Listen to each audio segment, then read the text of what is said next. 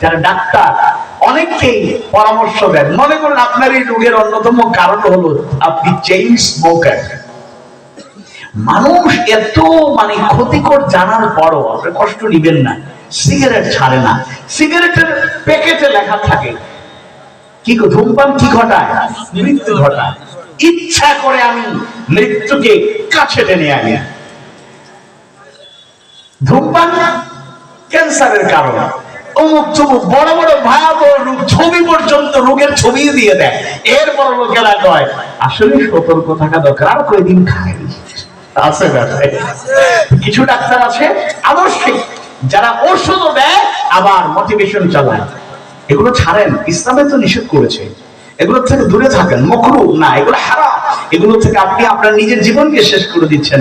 আয়াত হাদিস দিয়ে যখন ডাক্তার ওয়াজ করে, ওই ক্ষেত্রে আলেম হুজুরদের ওয়াজের চাইতে ডাক্তারের ওয়াজটা ইফেক্টিভ। অনেকে দুশ্চিন্তা, ডিপ্রেশন, ফ্রাস্ট্রেশন, আজকে আলোচনার পয়েন্টও আছে। অনেকে টেনশন দেখা ডাক্তার আছে এমন রোগী ঢুকছে একেবারে বুঝা যাচ্ছে এখনই মারা যাবে। আসসালামু আলাইকুম ওয়া রাহমাতুল্লাহ। ওয়ালাইকুম আসসালাম ওয়া রাহমাতুল্লাহ। কি হইছে আপনার, এত টেনশন করছেন কেন? না ডাক্তার সাহেব, অবস্থা ভালো না, বাঁচবো না। আরে টেনশন করেন না, এটা দেখি এটা কোন রোগ হলো? আমার চেম্বারে কত রোগী আসলো এরকম টেনশন করছে, তারা এখন পুরোপুরি সুস্থ, 100% সুস্থ। সুবহানাল্লাহ। এমন ভাবে উৎসাহ দিয়েছে। এরপরে কোরআন হাদিসের আগে বলেছে ইসরাঈল বিসবরি ওয়াস সালাহ, আল্লাহকে সবর করেন, নামাজ পড়ে, আল্লাহর কাছে সাহায্য চান, দেখবেন আল্লাহ ইনশাআল্লাহ। অনেক এখানে মুরব্বীরা আছে, সাক্ষী দেন। এমন রোগ হয়েছিল আপনি ভয় পেয়ে গিয়েছিলেন, এখন 10 বছর আগে সেই রোগ তো গেছে, এখন স্বাভাবিক জীবন যাপন করছেন। এরকম আছে না নাই? তাহলে এরকম ডাক্তার হয় যারা ইসলামিক মোটিভেশন চালায়, কোরআন হাদিস সুন্নাহ আমাকে নামাজি বানানোর জন্য উদ্বুদ্ধ করে, মাঝে মাঝে ইসলামী বই দেন, ওষুধও খান, লোকে বইটাও পড়বেন। সুবহানাল্লাহ। তাহলে মূল কথা হলো আমরা সবাই মুফতি, মুহাদ্দিস, মুফাসসির, মুআল্লিম, ইমাম, খতিব, বড় বড় স্কলার হয়ে যাব, এটা জরুরি না। কিন্তু ততটুকু জ্ঞান আমাদের থাকতে হবে যা দিয়ে আল্লাহকে ভালো করে চেনা যায়, রাসূলকে ভালো করে চিনতে পারি, আমরা যেন আমাদের ইবাদত বান্দেগিগুলো ঠিকঠাক মতো করতে পারি। এবার প্র্যাকটিক্যাল অদ্ভুত একটা উদাহরণ দিই, এই পয়েন্টটা বেশি জরুরি। একটু খেয়াল করে শুনুন। এরকম লোক আছেন যারা 40, 45, কম বেশি 50 বছর থেকে নামাজ আদায় করছি, আল্লাহ না করুক, আল্লাহ না করুক, আল্লাহ না করুক। এমনও হতে পারে এত বছরের সাধনা আপনার নামাজ আল্লাহর কাছে কবুল হচ্ছে না। এর অন্যতম কারণ হলো নামাজ যেভাবে আদায় করার কথা সেভাবে আদায় করতে পারছি না। সল্লু কামা রাআইতুমুনি উসাল্লি, আল্লাহ রাসূলের সালাত আদায় করে সেভাবে যেভাবে সালাত আদায় করতে দেখো। নামাজের ফজিলত আল্লাহ তাআলা সূরা আনকাবুতের 45 নম্বর আয়াত কারিমায় জানিয়ে দেন, ইন্নাস সালাতা তানহা আনিল ফাহশাই ওয়াল মুনকার। নিশ্চয়ই সালাত মানুষকে মন্দ এবং অশ্লীল কাজ থেকে বিরত রাখে। কিন্তু আপনারা দেখবেন নামাজও পড়ে আবার সিনেমাও দেখে, আছে না? নামাজ পড়ে সুদের কারবার ছাড়তে পারে না, নামাজ পড়ে অন্যায় বিচার করে, ফজরের নামাজ আউয়াল ওয়াক্তে আদায় করে খেত খামারে চলে গিয়েছে, ডানে বামে তাকায় কেউ নাই, এবার চান্স পাইলে আইল ঠেলাঠেলি করে। এরকম লোক অন্তত নোয়াখালীতে নাই? আছে আছে। খুব সুন্দর করে কৌশল ওজনে কম দেয়, এরকম লোক মনে হয় নাই? গরুর গোশত কিনতে গেলে হাড্ডি সহ কিনবেন না হাড্ডি ছাড়া? হাড্ডি সহ কিনলে না 250 গ্রাম আলাদা হাড্ডি, এমন টেকনিক করে বাসায় নিয়ে যদি আলাদা আপনি মাপার চেষ্টা করেন, দেখবেন 50% যদি অর্ধেকের যদি বেশি হাড্ডি দিয়ে দিচ্ছে, আছে না নাই? পাঞ্জাবি কিনতে গেলে কত লোক বলে, আল্লাহ হুজুর আপনি আমার দোকানে আসছেন, আমি তো ধন্য। কি খাবেন? চা না কফি? না কিছু লাগবে না ভাই, একটা পাঞ্জাবি কেনার দরকার। আচ্ছা কিনেন। আপনার সাথে আসলে আপনার একটা পাঞ্জাবি হাদিয়া দিলেই তো ভালো লাগতো আপনার সাথে। না না হাদিয়া দেওয়ার দরকার নেই, আপনার ব্যবসা আপনি করেন না। আচ্ছা ঠিক আছে, অন্তত পক্ষে এইটা তো করবো, আল্লাহর রহমতে কেনা দামে আপনাকে দিয়ে দেবো। আপনার সাথে লাভ করে আমি ঠকতে চাই না, আপনার দোয়াটাই আমার লাভ, আছে না ভাই? পাঞ্জাবি কত? না এটা বেশি না, এটা মাত্র 1550 টাকা, এটি কেনা দাম। আর এমনি আমরা বিক্রি করি 2500, বিক্রি করি 2000-2200, তার কাছে যেভাবে পারা যায়। অথচ যদি কেউ এক্সপার্ট হয়, অভিজ্ঞ হয়, কাপড়ে হাত দিয়ে বলতে পারবে এটা কোন জায়গা থেকে এসেছে, এবং কাপড়ের মান কেমন, এমনও হতে পারে 570 টাকা দিয়ে কিনে এসে 1550 টাকা দিয়ে কেনা দাম, এটা বলে দেয়। এরকম মিথ্যাবাদী ভেলটাই আছে। তাহলে নামাজ পড়ে আবার অন্যায় ছাড়তে পারে না, নামাজ পড়ে অন্যায় অবিচার জুলুম কিছুই ছাড়তে পারে না। যে একজন বক্তা এই কথা বলেছেন, আমরা তাদেরকে পরামর্শ দিয়েছি যারা সুযোগ পেয়েছি, যে এরকম যাচাই না করে কথা বলা উচিত না। যে পালানোর সময়, আপা পালানোর পরে উনি বলতেন ঘুম থেকে উঠে জায়নামাজ খুঁজি। ও কোন কোন বক্তা বলেছেন না জায়নামাজ পাওয়া যায় না, অথচ ভিডিও আছে, তাই না? জায়নামাজ ছিল, এই কথা সত্য। তিনি তেলাওয়াত করতেন, দলীয় কর্মীরা প্রাউড ফিল করতো, আমাদের আপা সবসময় কোরআন তেলাওয়াত করেন, মাশাআল্লাহ। কোরআনও পাওয়া গেছে, কেউ কেউ বলছেন কোরআন পাওয়া যায়, কোরআনও পাওয়া গেছে, এটা আছে। কিন্তু আপনাদের কাছে প্রশ্ন করতে চাই, আসলে যদি জায়নামাজের সাথে কারো সত্যিকার সম্পর্ক থাকে, নামাজি কেউ হয়, কোরআনের সাথে সম্পর্ক থাকে, খুন করা দূরের কথা, কাউকে হত্যা করার, খুন করার অর্ডার কেউ দিতে পারে? কথা বলে না, অর্ডার দিতে পারে? অথচ একটা ডকুমেন্টস আপনারা সোশ্যাল মিডিয়া দেখেছেন, ইলেকট্রনিক মিডিয়া, প্রিন্ট মিডিয়ায় প্রকাশিত হয়েছে এবং টকশোতে, একাধিক টকশোতে আলোচনা হয়েছে। একজন গুরুত্বপূর্ণ ব্যক্তি ফাঁসির রায় হওয়ার পরে বাকিদের ফাঁসির রায় কার্যকর হয়েছে, আর এক ব্যক্তিকে বজলুল হুদা সাহেব না নিজ হাতে জবাই করছে। বলে নাউযুবিল্লাহ, কত বড় ডাইনি আর খুনি হতে পারে! একজন মানুষ নামাজি হলে খুন করা দূরের কথা, অন্যের সামান্য ক্ষতি করার চিন্তা করতে পারে না। শামীম ভাই, সাতক্ষীরা শামীম ভাই না ভাই, এখানে হাজির শামীম ভাই আছেন না কেউ? আপনারা না, নারায়ণগঞ্জের শামীম ভাই। তিনি বলতেন আল্লাহর রহমতে দৈনিক আমরা 70-80 রাকাত নফল নামাজ পড়ি। বিসমিল্লাহির রহমানির রহিম। يا أيها المزمل قم الليل إلا قليلا نصفه أو انقص منه قليلا أو زد عليه ورتل القرآن ترتيلا। এরকম আয়াতগুলো তেলাওয়াত করলে আল্লাহ রাসূল রাত কেমন করে কাটাতেন, মুমিনদের রাত কেমন করে কাটানো দরকার, আমরা তো বলি বান্দা। আল্লাহ রাসূল অর্ধেক কিংবা তার থেকে বেশি রাতের 3 ভাগের 2 ভাগ ইবাদত করে কাটিয়ে দিতেন। সুবহানাল্লাহ। আমরা যারা দুর্বলী বান্দা মাঝে মধ্যে তাহাজ্জুদ পড়ার চেষ্টা করি, তারা একটু প্র্যাকটিক্যাল কথা একটু চিন্তা করে দেখেন। মনে করেন এশার পরে খাওয়া দাওয়া করে বেশি দেরি করে না করে ঘুমিয়ে গেলেন, রাত 2টা-2:30 উঠলেন, ওযু করে আবার নামাজে দাঁড়ালেন, 8-10 বার খুশুর সাথে হক আদায় করে 8-10 বার 12 রাকাত পড়তে না পড়তে ফজরের টাইম হয়ে যায়। কথা বলেন না? আর উনি 70-80 রাকাত কখন যে পড়তো আল্লাহই ভালো জানে। আসল কথা হলো এরা 100% মিথ্যাবাজি, প্রতারক, ধোঁকাবাজ, এতে কোনো সন্দেহ নেই। কোন নামাজি কখনোই সন্ত্রাসী হতে পারে না, কোন নামাজি কখনোই কারো জুলুম চালাতে পারে না, কোন নামাজি কখনোই অন্যায়ের প্রশ্রয়দাতা, অন্যায়কারী হতে পারে না। তাহলে আমরা নামাজ পড়ে যাচ্ছি, নামাজ কবুল নাও হতে পারে, সমাধান দিয়ে যাব, হতাশ করব না। তাহলে কিভাবে নামাজ আদায় করলে আমরা পার পাবো, আমাদের নামাজ কবুল হবে? অন্যতম একটা মেসেজ দিয়ে যায়, অনেক কথা বলা যায়, একটা পয়েন্ট বলে যায়। বিসমিল্লাহির রহমানির রহিম। قد أفلح المؤمنون الذين هم في صلاتهم خاشعون। قد أفلح المؤمنون, অবশ্যই মুমিনরা সফল হয়েছে। আল্লাহু আকবার। মুমিনদের বৈশিষ্ট্য 1 নাম্বার, الذين هم في صلاتهم خاشعون, তারা তাদের নামাজে থাকে বিনয় অবনত, খুশু-খুদুর সাথে নামাজ আদায় করে। খুশু-খুদু মানে কি? আলী রাদিয়াল্লাহু আনহু, আচ্ছা রাহমাতুল্লাহি আলাইহি, মুজাহিদ রাহমাতুল্লাহি আলাইহি সহ অনেক প্রখ্যাত মুফাসসিররা ব্যাখ্যা দিয়েছেন। আমি সহজ করে একটু বুঝাই বলি। মনে করেন এই মসজিদে ঘড়ি আছে না? অনেক বড় মসজিদ, অনেক টাকা খরচ করে বানানো হয়েছে, আলহামদুলিল্লাহ, সুবিশাল মসজিদ। এই যে মসজিদ, এখানে ঘড়ি আছে, ঘড়িটা রাখা হয়েছে মূলত টাইম ঠিকঠাক, টাইম দেখে যেন সময় মতো নামাজটা জামাতটা শুরু করা যায় এই জন্য। কিন্তু মুসল্লিদের এখানে অনেক সংখ্যা বেশি থাকে, আলহামদুলিল্লাহ। মাহফিলের জন্য নাকি সবসময় আল্লাহু আলাম, সবসময় হলে ভালো হয়। এবার অনেক মুসল্লি আছে মাগরিবের নামাজে ইমাম সাহেব মনে করে একটু লম্বা তেলাওয়াত করতেছেন, এবার কিছু মুসল্লি আছে ঘড়ির দিকে থাকে আর মনে মনে কয়, আরে হুজুর মাগরিবের নামাজে তো লম্বা সরা পড়াটা দরকার ছিল। আচ্ছা দাদা, কিছু লোক আছে অ্যালার্জি আছে, কিছু প্রবলেম, কিন্তু নামাজে গেলে অ্যালার্জি বেড়ে যায়।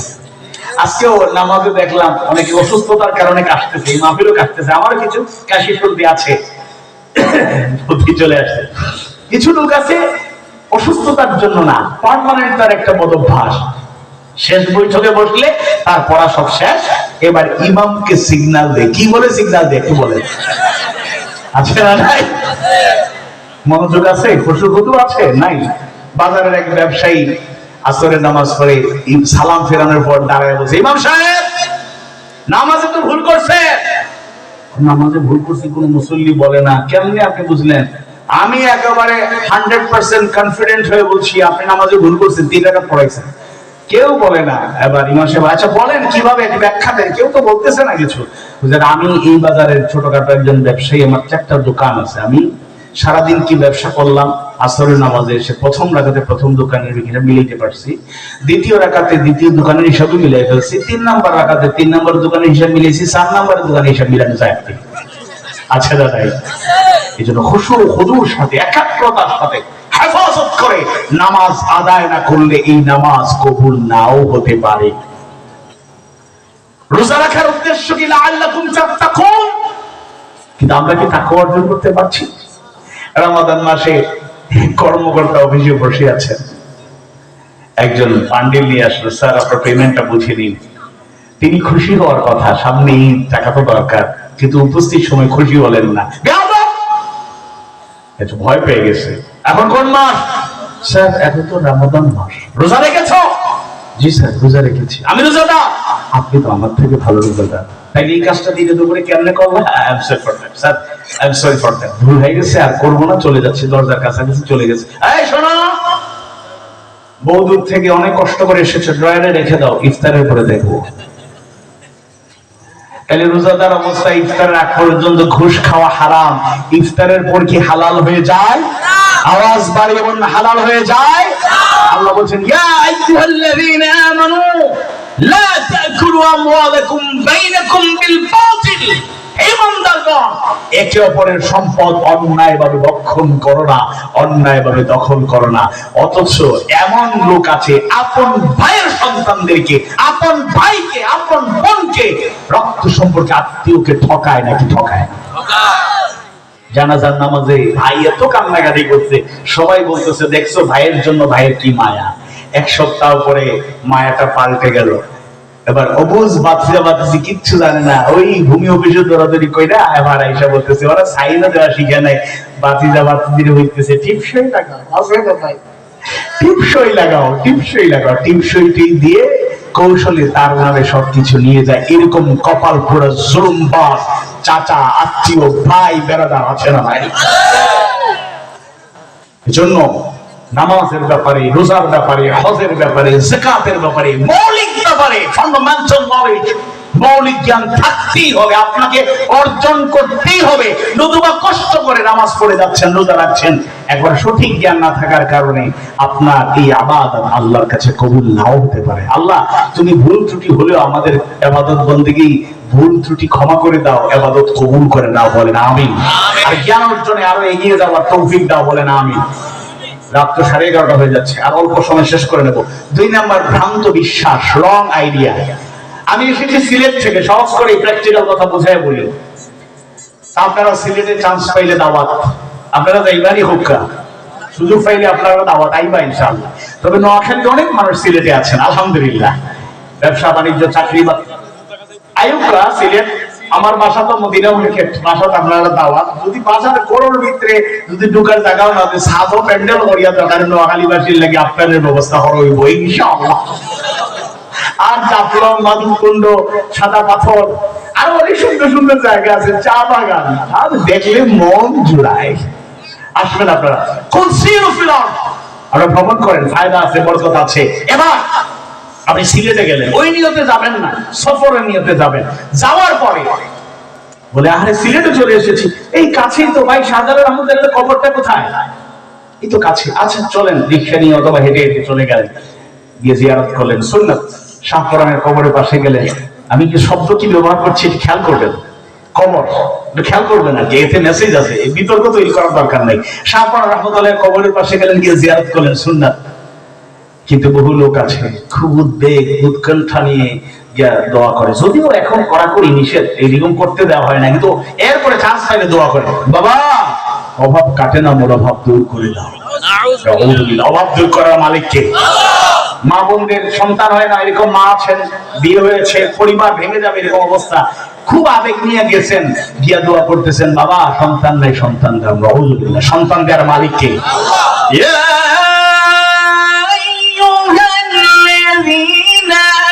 آمنوا استعينوا بالصبر والصلاة إن الله مع الصابرين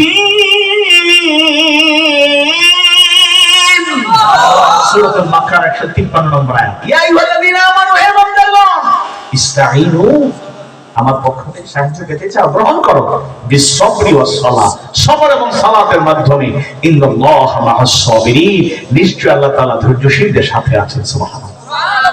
3 নম্বরে সংশয়, ডাউট, সন্দেহ, সংশয়। মুসলমানের সন্তান নাস্তিক হয়ে যাচ্ছে, ইউনিভার্সিটিতে পড়ে, বিভিন্ন জায়গায় পড়ে, কদ্দুর পড়ে আইসা দেখবেন নারায়ণপুর বাজারে বসে চা খায়, গল্প করে, আঙ্কেল আল্লাহর রহমতে শিখে ফেলাইছি। কি শিখছেন? There is no creator, there is no God. সৃষ্টিকর্তা বলতে কিছু নাই। নাস্তিক যারা হয়, এদের মূল থিওরি হলো, মূল মেসেজ হলো, মূল বক্তব্য হলো, মূল স্পিচ হলো, unseen is nothing, unseen is nothing, যা দেখা যায় না এগুলো কিছুই না, আল্লাহকে দেখি নাই মানবো না, বলেন নাউযুবিল্লাহ। আর আল্লাহ তাআলা বলেন এই কোরআন থেকে হেদায়েত সবাই পাবে না, হুদাল লিল মুত্তাকিন, মুত্তাকি হবে যারা, হেদায়েত পাবে তারা। মুত্তাকিদের 1 নাম্বার কোয়ালিটি, الذين يؤمنون بالغيب, যারা অদৃশ্যের প্রতি ঈমান আনে। আল্লাহকে দেখি নাই, ঈমান আছে না নাই? কথা বলেন, ঈমান আছে না নাই? এমন ঈমান, জান্নাত দেখি নাই কিন্তু জান্নাতের স্বপ্ন হৃদয়ে লালন করি, জাহান্নাম দেখি নাই জাহান্নাম থেকে বাঁচার ভয় আমার অন্তরে জাগ্রত হয়, এটা ঈমান। আল্লামা সাইদি রাহিমাহুল্লাহ এই বাগান সাজিয়ে গিয়েছেন, তৈরি করা বাগানে আমরা কথা বলছি।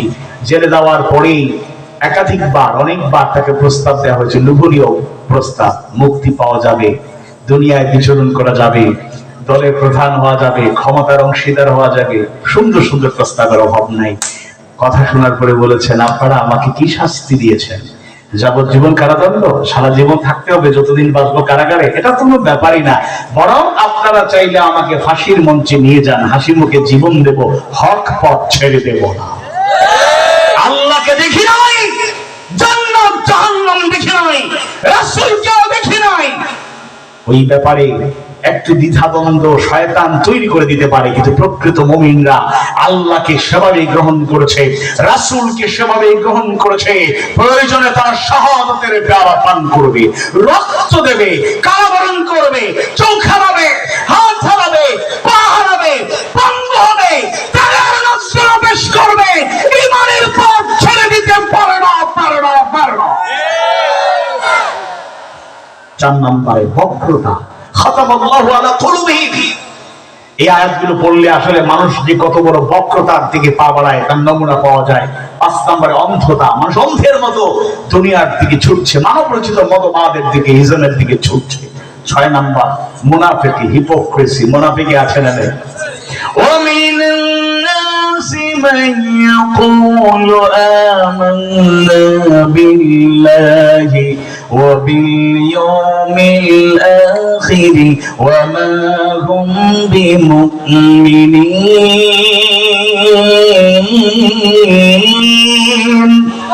আর মানুষের মধ্যে এমন কিছু লোক আছে যারা বলে আল্লাহর প্রতি ঈমান এনেছে, আখিরাতের দিনের প্রতি ঈমান আছে, আর আল্লাহ বলেন অথচ এরা মুমিন নয়। এরা কারা? সকল মুফাসসিররা বলেছেন এরা মুনাফিক। নাউযুবিল্লাহ। সুতরাং ঈমান বললেই ঈমানদার হওয়া যায় না, তাসদীক বিল জানান, অন্তর দিয়ে বিশ্বাস করতে হবে, ওয়াল ইকরার বিল লিসান, মৌখিক স্বীকৃতি প্রকাশ, দাওয়াত অব্যাহত রাখতে হবে, ওয়াল আমাল বিল আরকান, কাজের মাধ্যমে ঈমানদার হতে হবে। আল্লাহ কবুল করুন, আমিন। এরপরে 7 নম্বরে অহংকার, দাম্ভিকতা, ইন্নাল্লাহা লা ইউহিব্বুল মুতাকাব্বিরিন। বক্তা হিসেবে অহংকার ঢুকে যেতে পারে, হাজার হাজার মানুষ কথা শোনে, মানুষ আমাদের ভক্ত হয়ে যায়, ইলমের বড়াই করে, টাকার বড়াই করে, সোশ্যাল স্ট্যাটাসের বড়াই করে, পলিটিক্যাল পাওয়ারের বড়াই করে, বংশের মর্যাদার বড়াই করে, বিভিন্ন ভাবে ওয়াসওয়াসা দিয়ে অহংকার, একেবারে সব শ্রেণীর মানুষের মধ্যে অহংকার ঢুকতে পারে। আল্লাহ অহংকার মুক্ত আমাদের জীবন যাপন করার তৌফিক দাও, বলেন আমিন। এরপরে হচ্ছে ৮ হিংসা। ইয়াকুম ওয়াল হাসাদ ফাইনাল হাসাদা ইয়াকুলুল হাসানাত কামা তাকুলুন নারুল হাতাব। রাসূল বলেছেন সাবধান, হিংসা থেকে দূরে থাকো, কেননা হিংসা তোমার আমলে সালেহ, নেক আমল, সৎকর্ম খেয়ে ফেলছে, শেষ করে দিচ্ছে। কামা তাকুলুন নারুল হাতাব, আগুন যেভাবে কাঠকে খেয়ে ফেলে। আলেম ওলামাদের মধ্যে হিংসা লালিত হয়, একে অপরকে আমরা দেখতে পারি না। আল্লাহ হিংসার আগুন থেকে বাঁচার তৌফিক আমাদেরকে দাও, আমিন। এরপরে আছে ৯ নম্বর লোভ লালসা অসৎ কামনা, ১০ নম্বরে আছে গাফলতি, ১১ নম্বর আছে ভীরুতা। আমরা ভয়কে জয় করতে পেরেছি বলে একটা বিজয় এসেছে, এটাকে ধরে রাখতে হবে। এরপরে ১২ নম্বর আছে দুশ্চিন্তা, ১৩ নম্বর আছে হতাশা, ফ্রাস্ট্রেশন, ডিপ্রেশন, এগুলো থেকে দূরে থাকতে হবে। হতাশ নিরাশ হওয়ার দরকার নেই। বয়স হয় নাই ১৫, কয় আঙ্কেল হুজুর আমার অবস্থা তো খারাপ, আমি হতাশ হয়ে গেছি। এই বয়সে হতাশ, কিশোর এখনো যুবক হয় নাই, কয় হতাশ। এত হতাশা কিসে, এত ডিপ্রেশন কিসে? আল্লাহর সাথে সম্পর্ক যারা বাড়াবে তাদের জীবনে হতাশা বলতে কিছু থাকবে শেষ। তাহলে এই 13টা রোগ আমাদের অন্তরে আছে, এগুলো থেকে বাঁচতে হবে। আর সর্বশেষ হলো ওয়াহুদাম ওয়া রাহমাতুল লিল মুমিনিন, কোরআন হলো হিদায়াত, পথ প্রদর্শক, গাইডলাইন। তিবিয়ানাল লিকুল্লি শাই, সবকিছুর বর্ণনা, সবকিছুর সমাধান দিতে পারে আল কোরআন। সব বর্ণনা আছে, আমরা এখান থেকে খোরাক দিতে হবে। জীবনের প্রতিটা ক্ষেত্রে, ব্যক্তিগত জীবন, পারিবারিক জীবন, সামাজিক জীবন, অর্থনৈতিক জীবন, সাংস্কৃতিক জীবন, রাজনৈতিক জীবন, রাষ্ট্রীয় জীবন, আন্তর্জাতিক জীবন, প্রতিটি ক্ষেত্রেই সমস্যা সমাধান কোরআন দিয়েছে। আর কোরআনটা হলো রহমত, কোরআনটা হলো নিয়ামত। আমরা যেন কোরআনের নিয়ামত রহমত গ্রহণ করতে পারি, আল্লাহ তাআলা কবুল করুন, আমিন ইয়া রাব্বাল আলামিন। কথাবার্তা ভুল ত্রুটি হলে আল্লাহ তাআলা ক্ষমা করুন। শিক্ষকদের যা বলেছি